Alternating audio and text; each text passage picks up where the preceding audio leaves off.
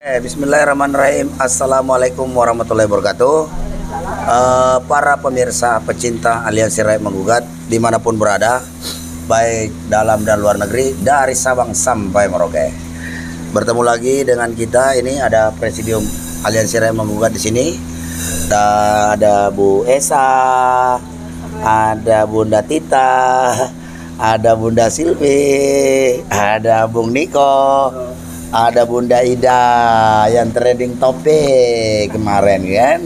Ada Bunda Menuk, tidak asing lagi para pemirsa ya. Jadi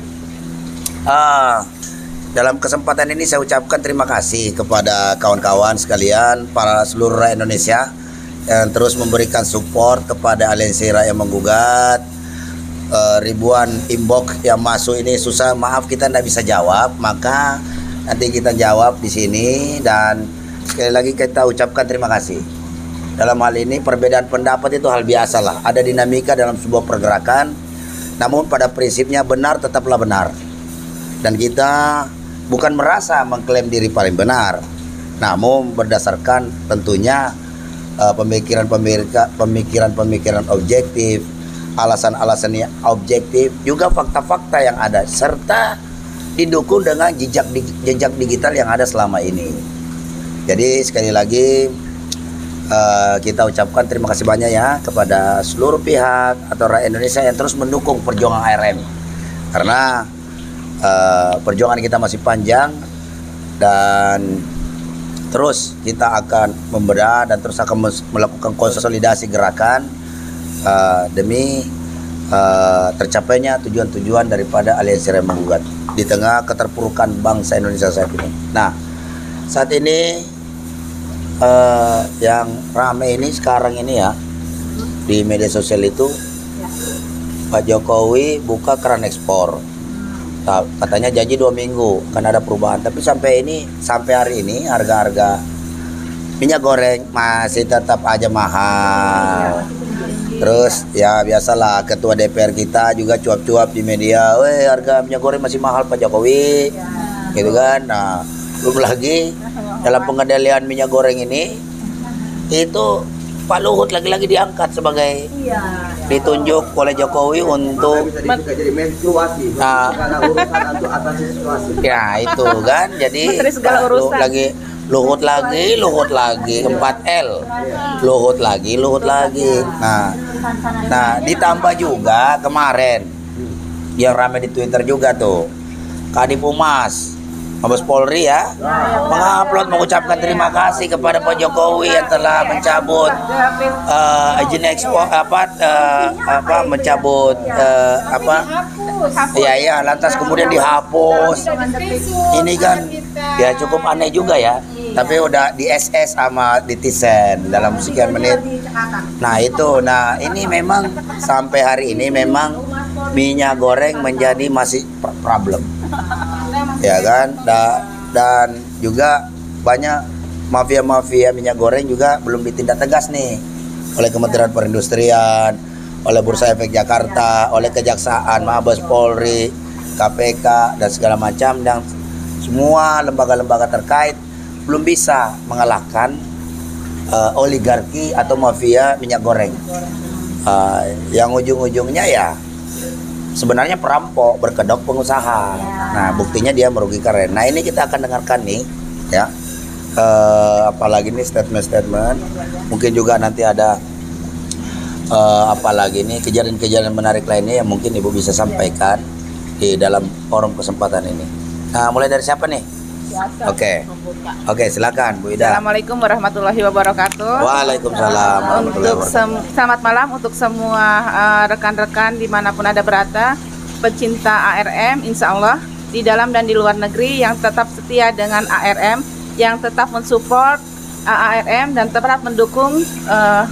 Ini kita pada hari ini kali pertama kita mengadakan podcast setelah aksi terakhir kita pada tanggal 21. Iya. Kedepannya insya Allah, yang kemarin kita sekarang banyak problem ya, problem negara semakin banyak dan kita tidak boleh stuck dalam bergerak. Kita harus terus bergerak, apapun yang di belakang kita, siapapun yang ada di samping kiri kanan kita, hujatan atau apapun yang ditimpakan kepada ARM, kita akan terus bergerak. Satu yang saya sikapi untuk terutama untuk masyarakat di seluruh Indonesia, kita lihat sekarang 5 daerah di Indonesia termasuk Banten yang sudah diberikan PJ gubernur. Oh, gubernur ya. PJ gubernur. Kita lihat sekarang PJ gubernur itu ditunjuk oleh siapa? Itu dari pusat langsung. Dari pusat langsung. Dan itu sudah sepertinya sudah seperti mencengkram, menancapkan fondasi di setiap daerah yang nantinya akan berlanjut, bertambah terus sampai semuanya. Dan itu rasanya tidak mungkin jika nanti rakyat Indonesia bisa menaikkan calon presidennya sendiri. Karena apa? Itu sudah diatur oleh pusat. Nah, untuk ini kecerdasan kita harus diolah, terutama rakyat. Bisa tidak kita menolak mereka? Jadi sekarang itu demokrasi itu di rejim Jokowi ini tata kelola demokrasi ala Jokowi kayaknya ya. Yang tepat ya, karena ganti-ganti PJ gubernur, PJ bupati ya. Itu kan struktural kan. Iya. Tapi kan ini tidak. Iya. Gitu. Seharusnya kalau misalnya tidak hasil pemilihan bupati itu kan dipilih langsung oleh rakyat. Nah, kalau misalnya terjadi kegagalan diundurkan pemilu serentak atau pilkada serentak ini oleh pemerintah pusat, dalam hal ini rejim Jokowi, ya seharusnya bupati tidak diganti. Betul. Tetap aja itu, ya kan? Bupati lamanya tetap diangkat. Ada agenda apa? Ya kan, nah, yang ada apa tiba-tiba kemudian PLT kan atau PJS kan. Sementara PJS-nya itu tidak dipilih oleh rakyat. Ya kan? PJS kan tetap dari pusat. Iya, itu sama dengan tidak menghargai hasil suara-suara rakyat kemarin yang memilih di daerah-daerah. Demokrasi sudah apa ya? Sudah dicederai apa Dimatikan. Matikan kalau kayak gini. Yang jelas kemarin itu pertama itu di Banten harusnya kan menjadi embrio ya. Iya. Harusnya dari sana mulai Iya. perlawan, tapi ternyata nggak ada. Jadi ya itu kayak tes water ya. Di Banten sudah sukses, oke lah kita tambah 1, 2, 3, 4 dan sekarang sudah 5. Besok ada berapa? Besoknya lagi ada berapa? Bisa nanti seluruh Indonesia seperti itu. Apa yang akan terjadi? Lihat di 2024 tidak akan ada presiden yang akan pilihan rakyat. Iya. Ini karena memang sudah direncanakan. Jadi cerdaslah. Ini kita harus bangkit. Jika mau negeri ini berubah, jika anak-anak kita ingin selamat, cepat berpikir, cepat bertindak, dan kita bersatu untuk melawan rejim. Itu saja dari saya. Kita kembalikan kepada MC. Oke, terima kasih Bu Ida. Nah, sekarang selanjutnya siapa? Bu Silvi, silakan Bu. Apa yang mau unek-unek yang dilihat di medsos, silakan disampaikan di forum ini. Assalamualaikum warahmatullahi wabarakatuh. Waalaikumsalam. Salam sejahtera buat kita semuanya. Dari saya, kalau saya melihat masalah demi masalah ini malah semakin tambah nggak karu-karuan ya. Makin rakyat itu sudah mulai pintar, Iya. sudah mulai cerdas, sudah mulai mencium ada sesuatu yang nggak beres di dalam pemerintahan ini ya. Tetapi bagaimana cara pemerintah juga menangani komentar-komentar dan tuntutan-tuntutan rakyat? Pemerintah itu juga caranya tuh malah bikin kayak dagelan gitu loh. Iya. Kayak seolah-olah itu kita tuh nggak ngerti apa-apa, Iya. kayak anak TK yang dikibulin gitu loh. Dikasih permen mau diem. Nggak seperti itu ya Pak. Bahwa kita juga sudah tahu bahwa banyak problem, banyak agenda yang sudah dipersiapkan. Ya tujuannya untuk apa? Ya untuk kepentingan Anda semuanya dan oligarki. Nah itu yang kita sangat menolak. Sangat-sangat menolak. Karena kita berhak untuk membangun kita punya negara. Karena kita tahu bahwa negara kita ini bisa menjadi negara yang mandiri, bisa menjadi negara yang maju, yang jaya. Tetapi selama kita bersama dikuasai oleh oligarki ya kita nggak bisa berkembang. Ya akan begini-begini terus. Karena kita itu kayak udah ibarat jangkrik ya, dikandangin, udah di frame, ya kan? Pernah dengar nggak ya kita semuanya ini kalau jangkrik yang di luaran sana bisa melompat setinggi-tingginya, tapi itu jangkrik ditangkap, ditaruh di satu kotak atau tempat toples gitu ya. Ya, nanti kardus masih kardus. Iya, nggak bisa lompat, lompatnya setinggi itu. Digembok. Nah, sadar nggak sih rakyat sedang dibikin seperti itu, dipecah-pecah kayak jangkrik, diaduk. Iya. Ya kan, Pak? para elemen ini juga lagi diadu. Iya. Seperti mereka tuh bikin seperti menyambung ayam. Jahat banget ya. Iya.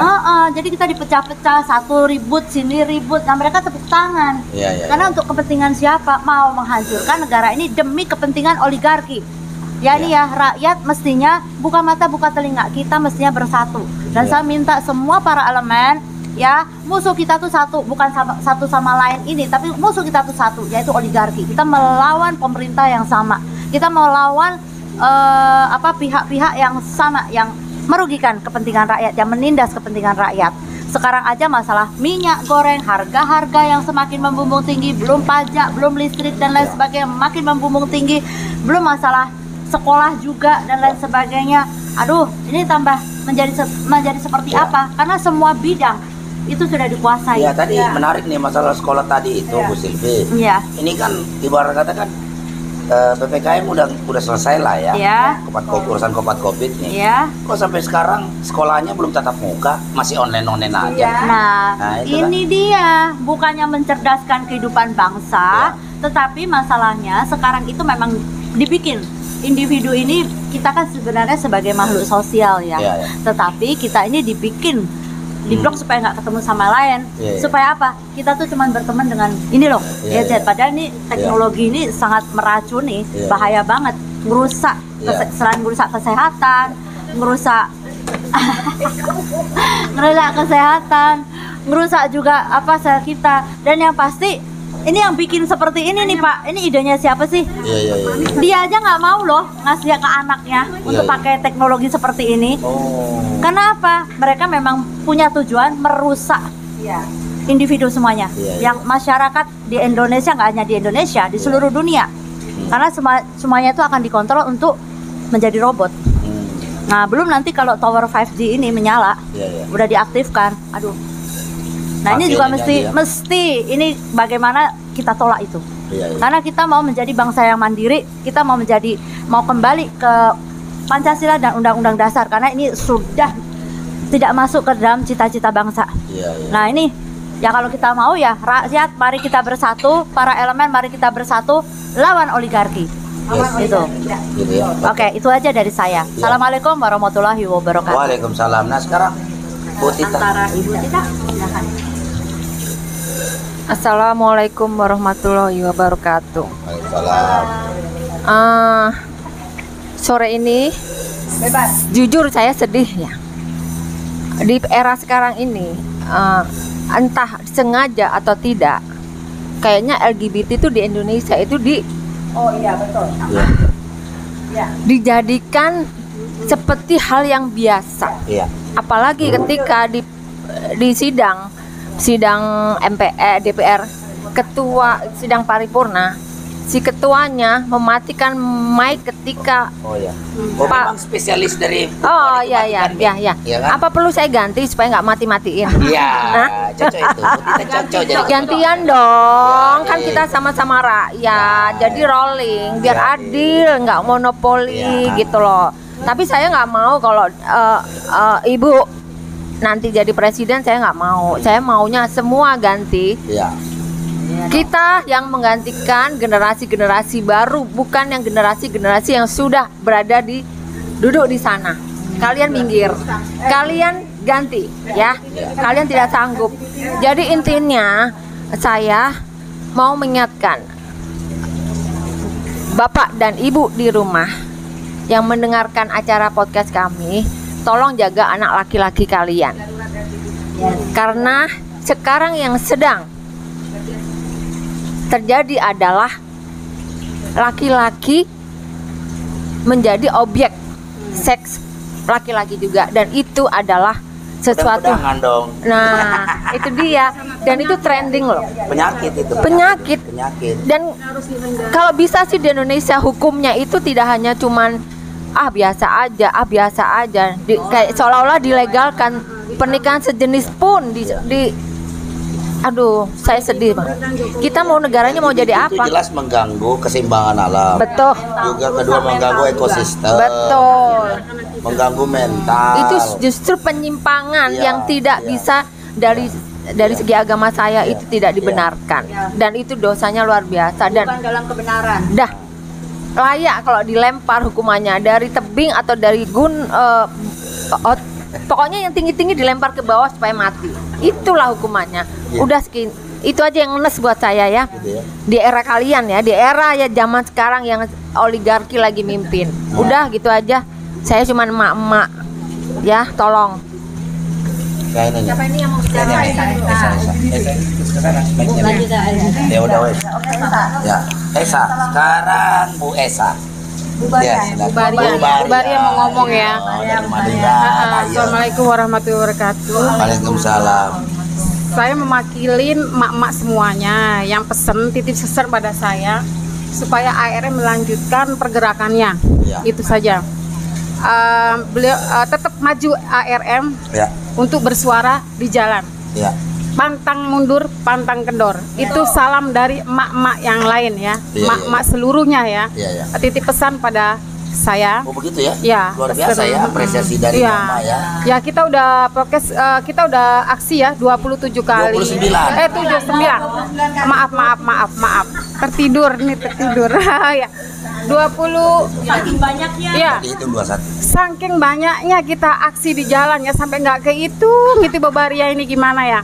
29 kali kita udah turun ya. Itu menjadi aspirasi semua emak-emak ya. Semua titip salam dan titip pesan kepada ARM. Terus maju ARM, terus suarakan di jalan. Itu Banyak yang ini ya. ya, tetap ya. Ini mereka percaya ya kepada kita semua emak-emak ARM. Itu yang bikin kita tambah semangat lagi turun ke jalan. Oh, iya. Insya Allah ya, doakan kami, doakan perjalanan kami, doakan perjuangan kami ARM ini untuk maju terus bersuara di jalan. Allahu Akbar. Allahu Akbar. Allahu Akbar. Allahu Akbar. Makasih. Oh gitu ya. Jadi apalagi ini setelah aksi kemarin, aksi Iya. 20, 19, 20, 21 kan kita hanya bersamai lah ya. Jadi apalagi ini respon Mama, alhamdulillah. Alhamdulillah, Berarti bagus. ARM sudah berhasil membantu mencerdaskan kehidupan bangsa. Iya, mereka semua pada simpati Tapi pada tentunya ARM. kan tidak sekedar hanya kita berharap doa dan dukungan dari Betul, rakyat betul. di media sosial. Kita lebih berharap Mama ini secara sadar, tulus, ikhlas, Iya. pakai logika akal Iya, sehatnya, Ma. melihat Iya. kondisi kenyataan bangsa hari ini. Iya. Ya ayo turun Iya. bersama-sama ke Ayolah, jalan. Mak. Ini semua demi anak cucu kita, Mak. Iya. Ayo maju, Mak. Kita harus bersuara. Kapan lagi ya? Kita semua ini turun loh, Mak. Meninggalkan anak, suami dan rumah Iya. demi masa depan mereka. Anak kita, cucu kita. Oh. Yuk kita gabung bersama rame-rame turun ke jalan ngaspal bareng kita. Yoi. Allahu Akbar. Allah. Maju terus ARM. Maju terus. Tuh, maju terus. Jadi para pemirsa ARM itu tadi dengan semangat berapi-api ini Bunda Esa, Bunda Ida, Bunda Tita, Bunda Silvi. Ini sebentar lagi Bu Menu juga ini. Kita itu benar-benar mendengarkan apa yang menjadi keluh kesah rakyat Indonesia. Problem daripada politik apalagi ini acakadul yang ditampilkan oleh rezim Jokowi hari ini dan sistem-sistem demokrasi kardus yang digembok ala Jokowi sampai terjadinya PLT atau PJS kepada kepala-kepala daerah. Seharusnya kepala-kepala daerah keberatan menurut itu. Tapi saya juga nggak tahu, mungkin karena mereka sudah tersandra oleh kasus-kasus ya kan, sehingga ya mereka nerima saja apa yang diusulkan oleh pemerintah pusat. Tetapi sesungguhnya itu tidak mewakili representasi atau mewakili rakyat di daerah setempat yang digantikan di Banten. Kan belum tentu setuju dengan PLT sekarang ya kan. Nah sekarang ada Bu Menu ini Bu Menu ini korlap andalan kita ini ya kan, akan sedikit juga menyampaikan info-info terkini. Ya, silakan Bu Menu. Assalamualaikum warahmatullahi wabarakatuh. Waalaikumsalam.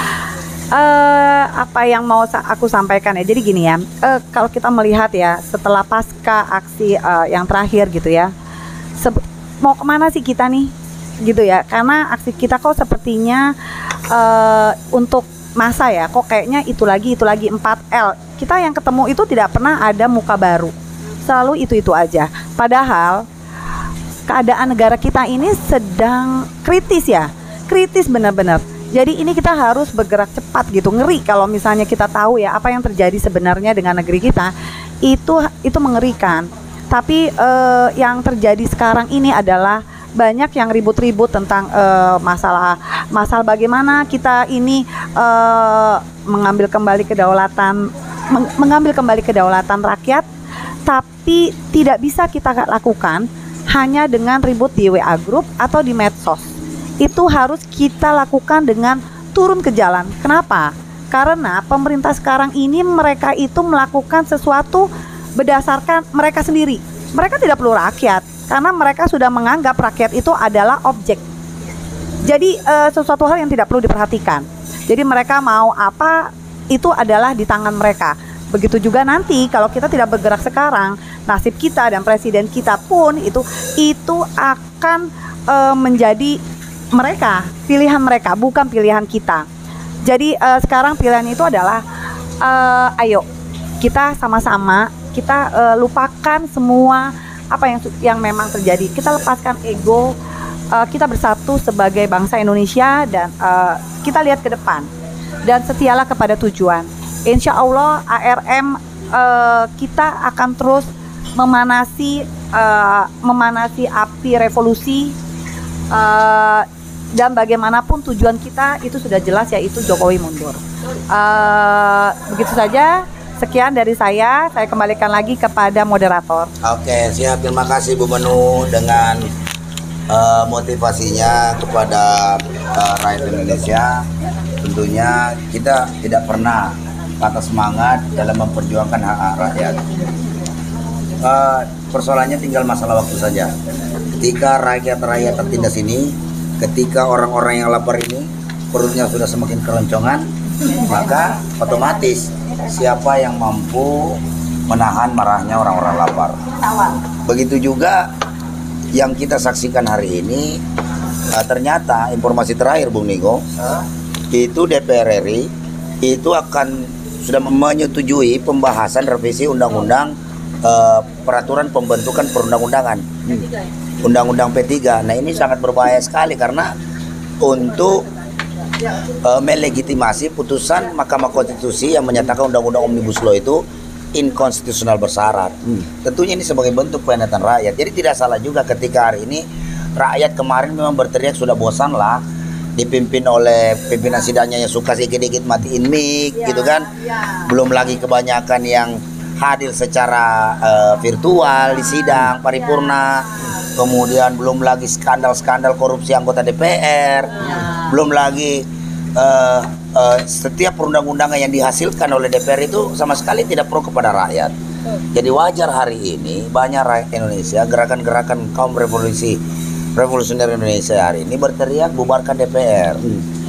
Mosi tidak percaya kepada pemerintahan Jokowi Ma'ruf, ya kan, bubarkan kabinet Jokowi Ma'ruf, ya kan, bubarkan DPR, karena memang hari ini eksekutif, legislatif, yudikatif itu sama sekali semua sudah nyaris tidak berpihak kepada rakyat.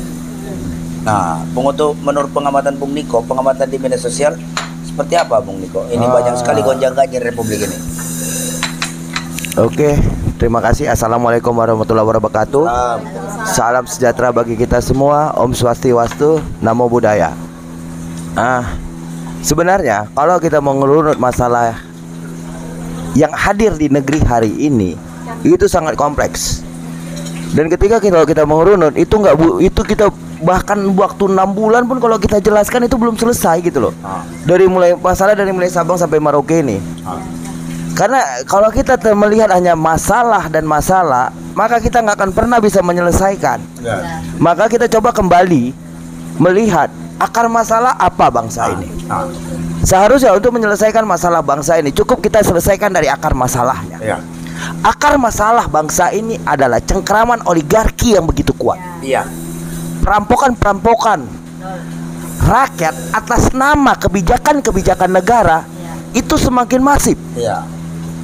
Misalnya kenaikan pajak lah, naikkan harga BBM lah, naikkan harga minyak goreng lah, mau naikkan harga-harga sembako kebutuhan pokok. Ini kan runtutan dari masalah yang ditimbulkan oleh negara yang setelah menjadi cengkraman oligarki.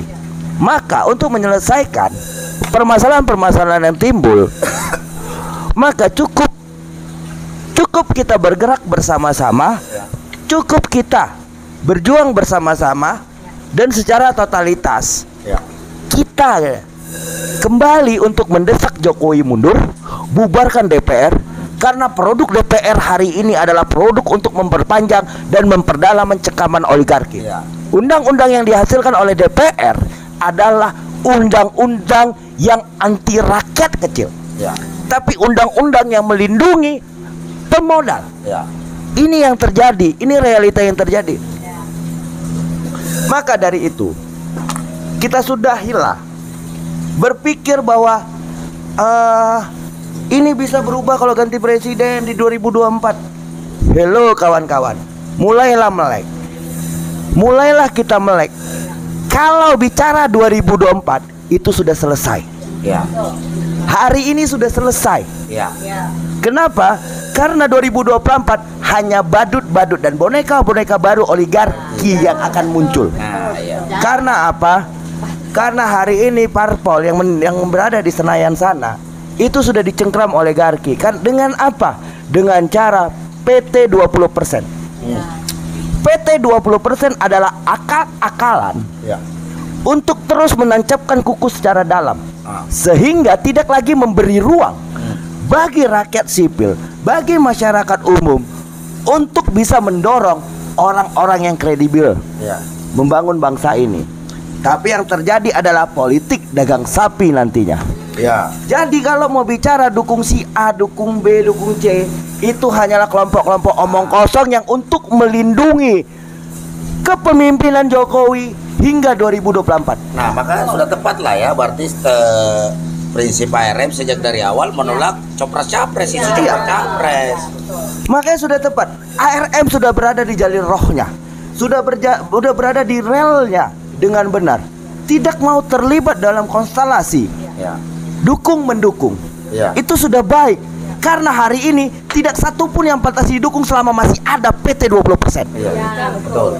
Selama masih ada PT 20%, maka jangan harap negara ini bisa bangkit, negara ini bisa maju.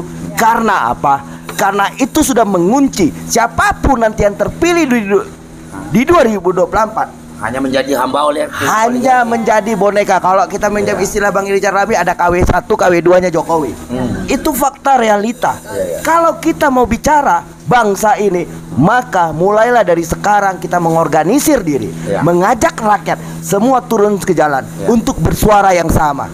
Mari kita bersama-sama melindungi generasi muda yang akan datang, melindungi bangsa ini dari pengaruh-pengaruh oligarki. Lihat saja kebijakan-kebijakan Jokowi hari ini hanya memperpanjang, hanya melindungi kartel-kartel. Baik itu kartel minyak goreng, kartel VCR, kartel farmasi, dan kartel-kartel lainnya. Inilah kebijakan-kebijakan yang dilakukan oleh Jokowi.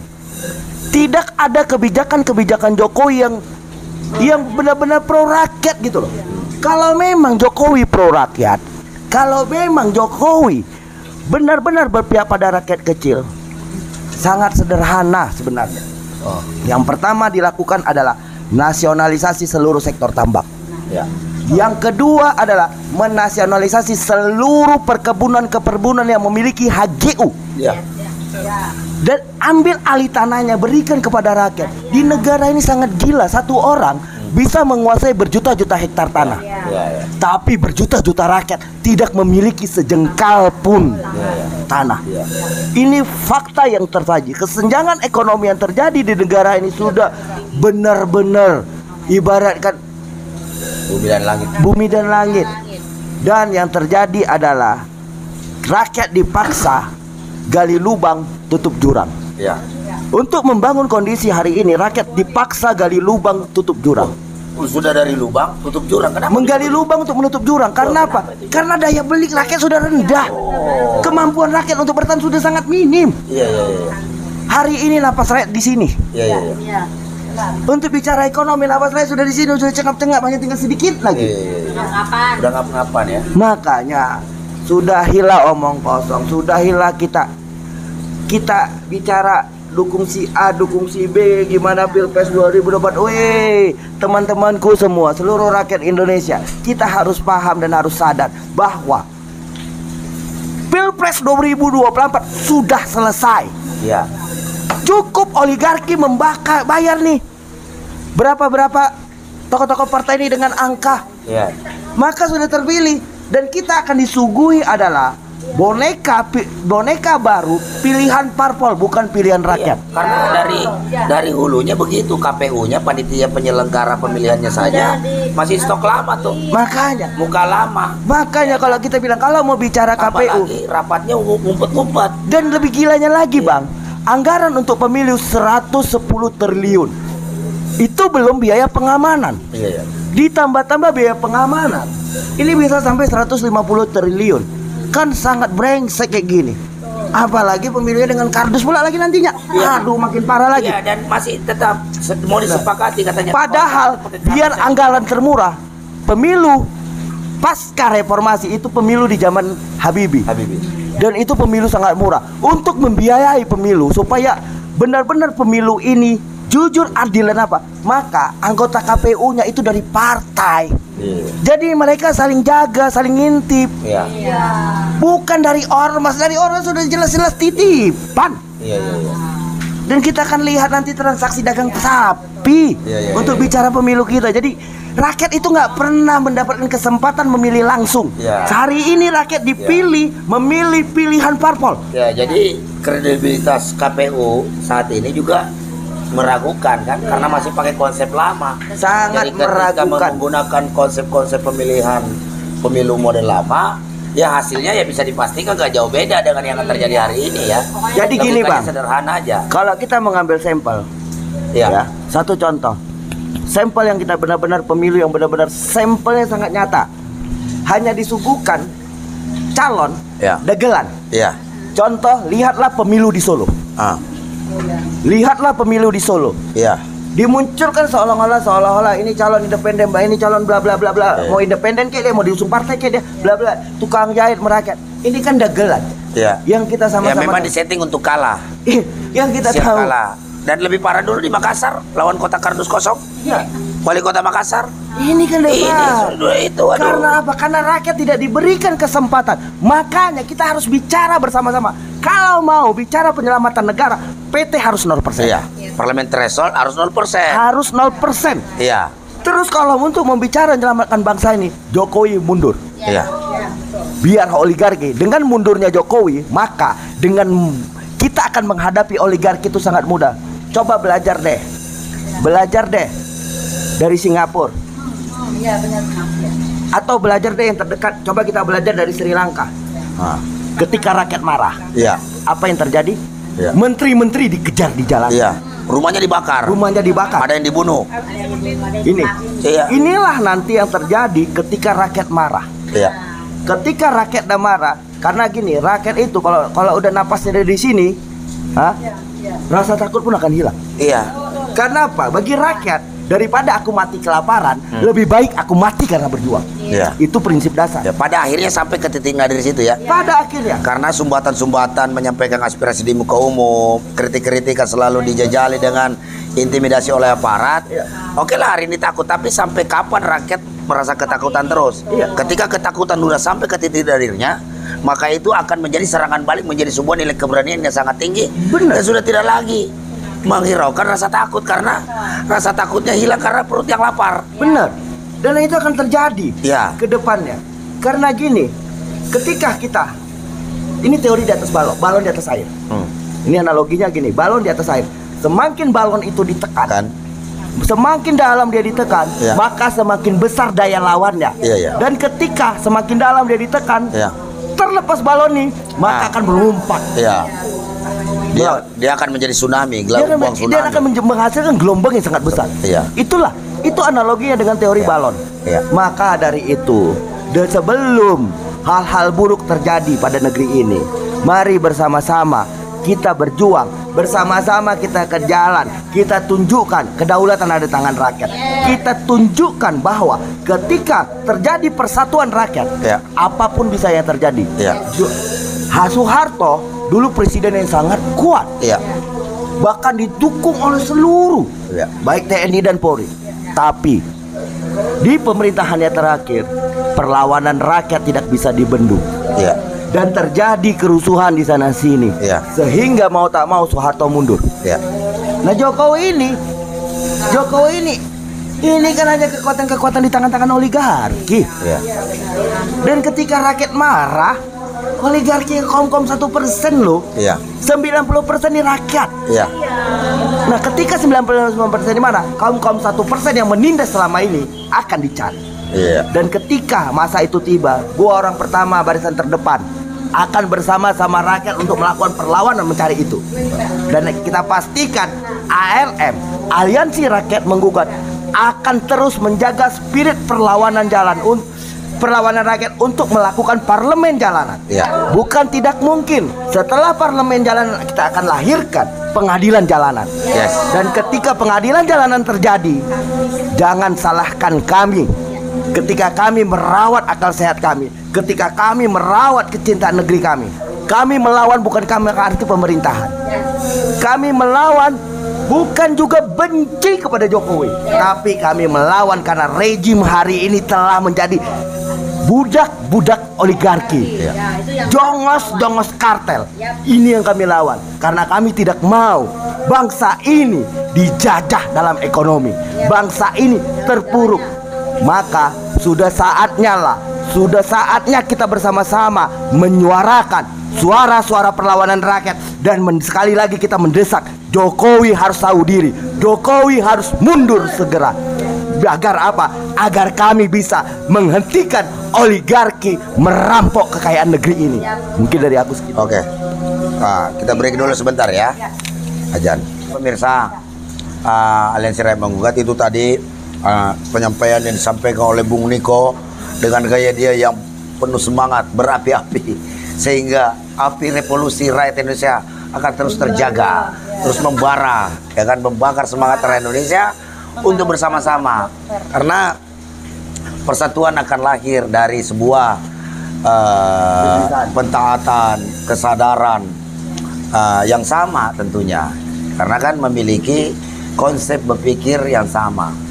Ketika konsep berpikir sudah sama, kesadaran dan pentaatan juga sama, insya Allah akan membentuk sebuah gerakan-gerakan yang semakin membesar. Emang dalam setiap pergerakan itu pasti ada perbedaan.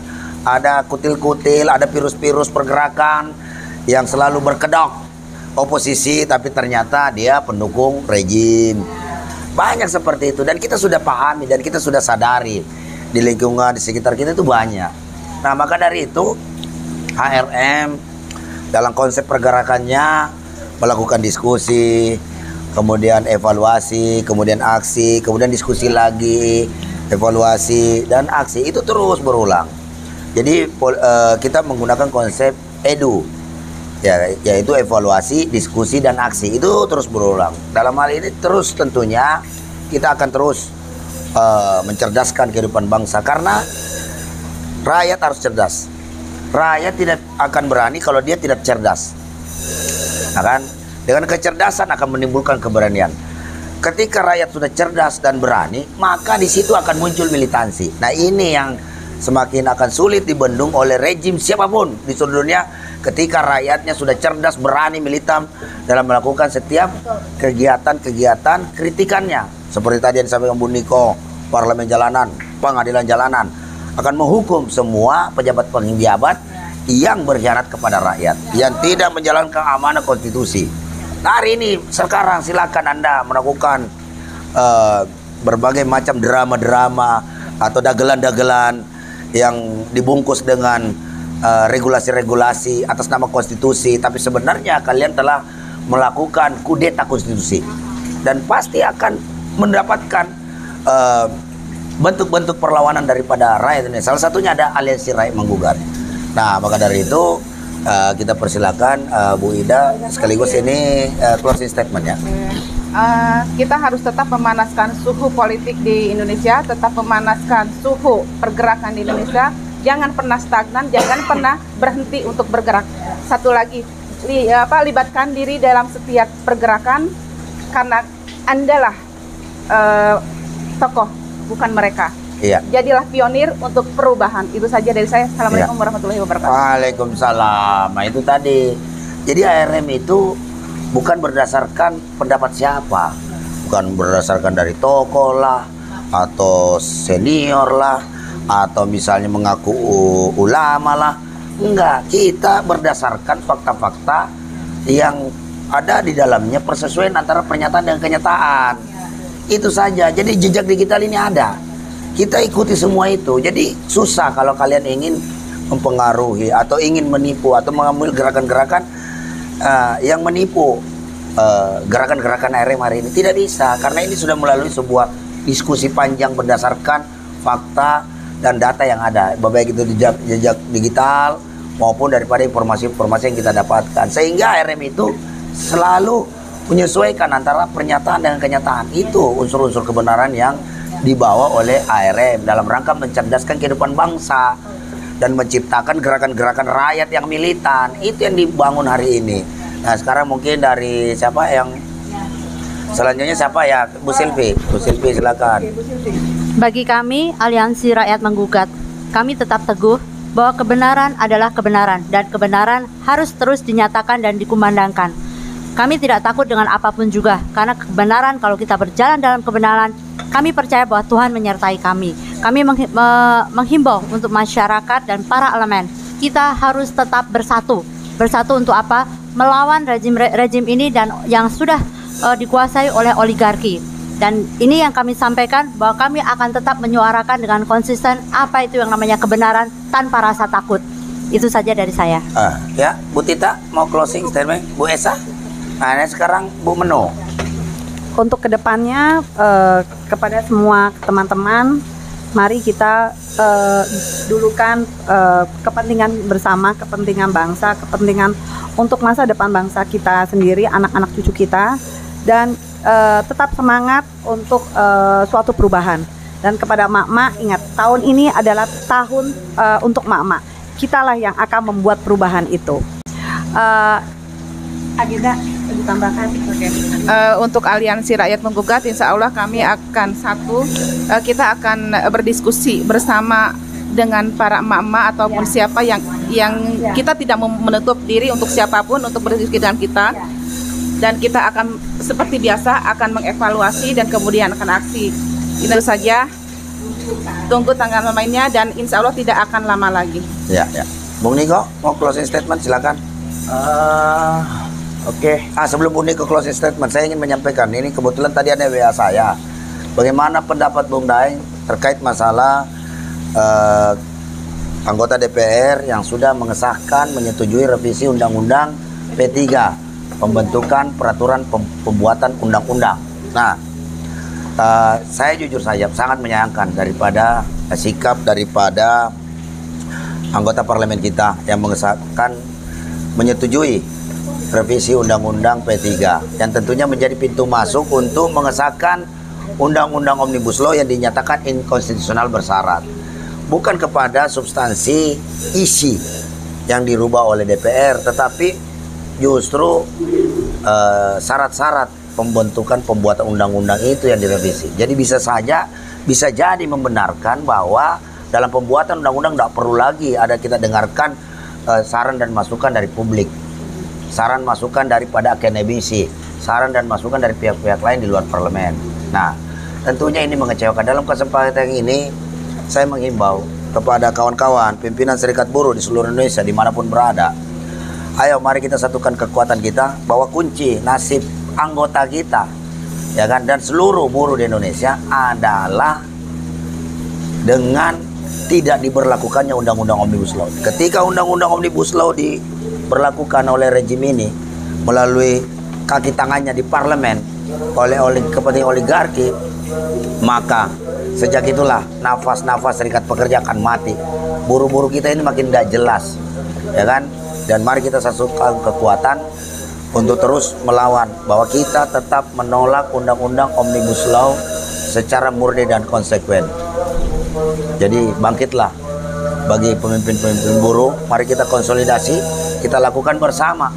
Kalaupun pada akhirnya gara-gara Undang-Undang Omnibus Law ini dipaksakan oleh rejim, memaksa kita untuk bersama-sama turun ke jalan, lumpuhkan semua kabupaten kota, kawasan-kawasan industri kita lumpuhkan semua. Tidak perlu takut karena kita membela. Ya saya yakin ini jeritan hati kepada dari seluruh buruh-buruh yang ada di pabrik-pabrik dimanapun berada. Kita lumpuhkan kawasan-kawasan industri dimanapun berada di seluruh Indonesia. Tambang-tambang kita stop, pelabuhan kita stop, ya kan? Jaringan jalur transportasi kita stop semua karena itu semua melibatkan kaum buruh Indonesia. Itulah bentuk perlawanan terhadap penolakan undang-undang Omnibus Law sejatinya yang harus kita lakukan, yang harus kita konsolidasi bersama-sama di masa yang akan datang. Demikian. Nah, silakan Bung Niko kalau mau di closing. Sebenarnya gini, buruh saat bersama-sama maka apapun bisa jadi. Sejarah sudah mencatat, terutama di negeri ini. Kita nggak usah bicara sejarah perlawanan buruh di dunia internasional, tapi bagaimana perlawanan buruh di negeri ini.